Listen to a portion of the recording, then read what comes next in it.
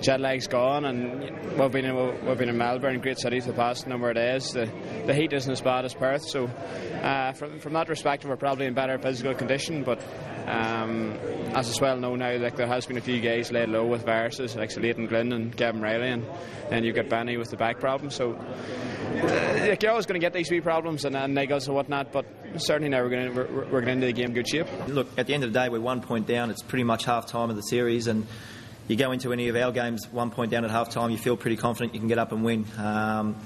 They've got a very, very small advantage over us being 1 point up. So, look, we'll go back. We addressed a few things this week, watch the video, find out where we can improve. And of course, we've got a little bit of improvement to do, mainly through the skill sort of area.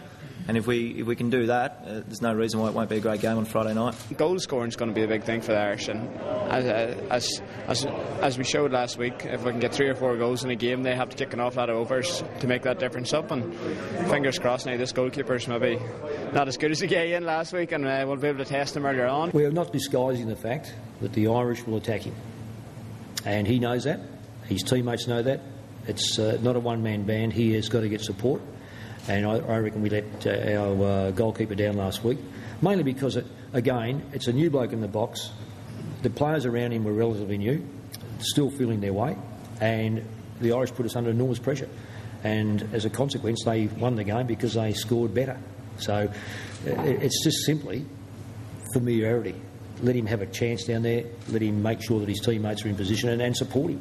For us, we're playing probably against the greatest sporting nation in the world, probably the greatest facilities in the world, greatest competitors in the world, and you want to play against the very best. And there's also a kindred thing there as well, like the number of Irish people over the centuries who have come here, who live here. This is their home, but they never forget where they've come from either.